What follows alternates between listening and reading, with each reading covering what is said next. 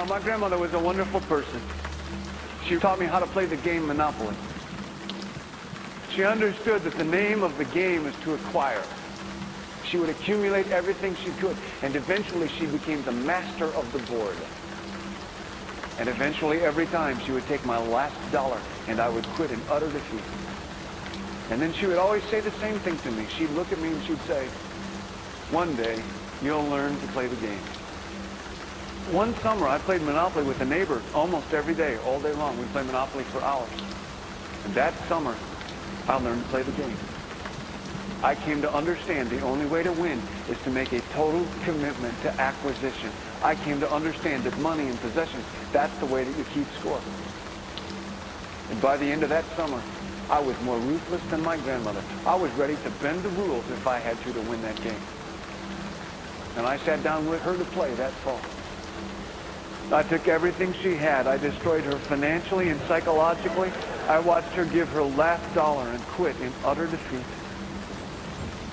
And then she had one more thing to teach me. Then she said, "Now it all goes back in the box." All those houses and hotels, all the railroads and utility companies, all that property and all that wonderful money. Now it all goes back in the box. I didn't want it to go back in the box. "No," she said. "None of it was really yours. You got all heated up about it for a while. But it was around a long time before you sat down at the board. And it will be here after you're gone. Players come and players go. But it all goes back in the box. Houses and cars, titles and clothes, filled barns, bulging portfolios, even your body.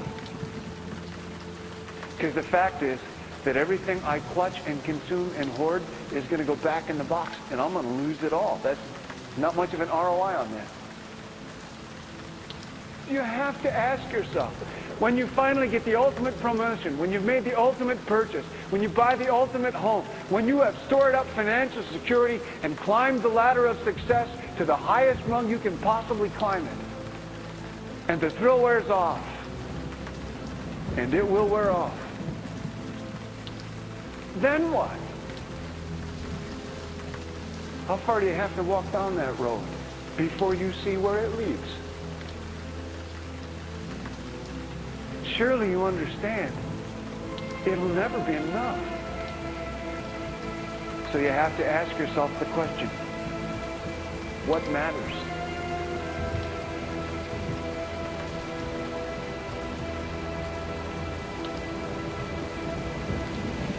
Mankind, man, has lived on this earth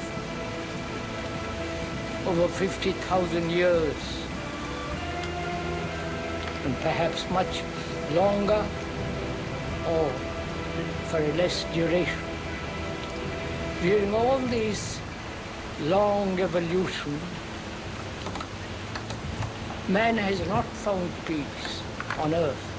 Pacem terris has been preached long before Christianity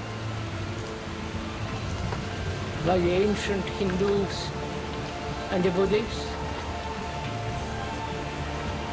And during all this time, man has lived in conflict. Not only conflict with his neighbor, but with people of his own community, of his own society, with his own family.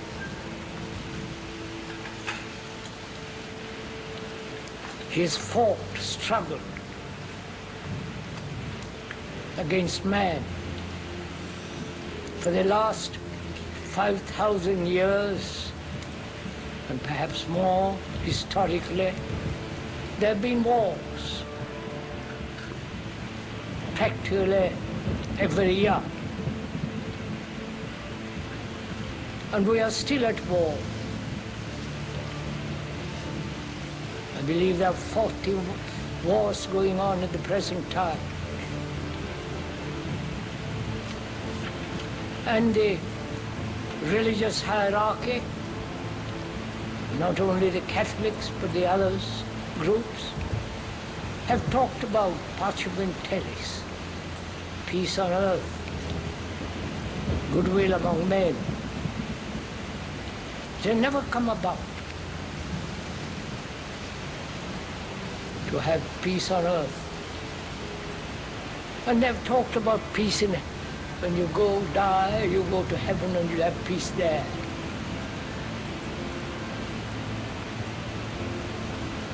One wonders if one is at all serious why man kills another human being in the name of God, in the name of peace, in the name of some ideology, or for his country, whatever that may mean, or for the king and the queen and all the rest of that business. Probably we all know this, that man has never lived on this earth, which is being slowly destroyed. Why the man cannot live at peace with another human being? Why there are separate nations,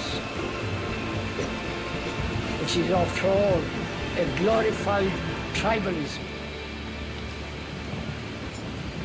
and religions, whether it be Christianity, Hinduism, or Buddhism, they're also at war with each other. Nations are at war, groups are at war, ideologies, whether it is the Russian or the American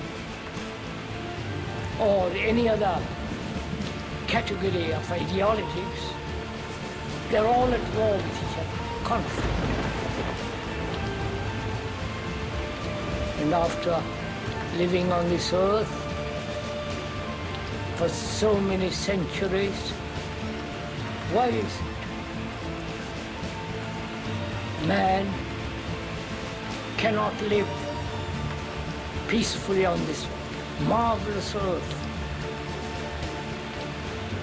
This question has been asked over and over again